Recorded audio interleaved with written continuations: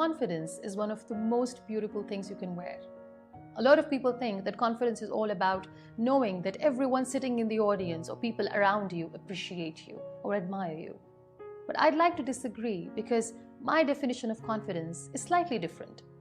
To me, confidence is all about acknowledging that even if no one admires you or appreciates you, you're still going to be okay. Well, a lot of you have asked me and requested me to share some tips and tricks about becoming more self-assured and more authentic when you are expressing your true authentic self with the world.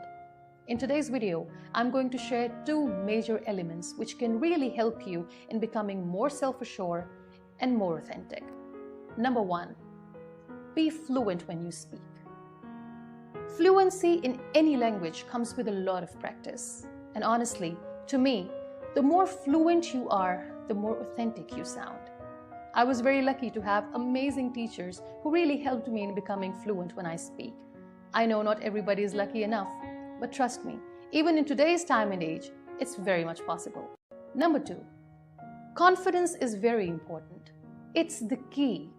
You can win hearts by being confident. But again, confidence doesn't happen overnight, and nobody was born confident. We all learn from our mistakes, and those lessons make us more confident and more self-assured. There is this very interesting incident that I'm going to share with all of you. Well, back in school days, my teachers were sort of impressed by me because they thought that I'm very fluent and I'm very confident and I should participate in debate competition. I was a bit reluctant, but when I looked at my teachers, because they had such high hopes for me, I couldn't say no. So I ended up participating in a debate competition. But honestly, instead of focusing on how could I give my best, I was only concerned about, will I be able to meet my teacher's expectations? Or will I be able to impress everyone sitting in the audience? Well, and the final day came, and there I was up on the stage, and all those fears of will I be able to impress the audience, that really weighed me down. I could not say a single word on that day. I was standing there blank, looking at the audience, confused, nervous, heartbroken, and I just said, I'm sorry, I can't do this. And I left the stage. I could not impress everyone. I could not impress my teachers, nor the audience. I left the stage. I went back home and I cried my eyes out, and I kept asking myself, where did I go wrong? What did I do wrong? And I exactly knew what I did wrong. Instead of focusing on how can I impress the world or how will I be able to meet all those high hopes that teachers had, I should have focused on myself.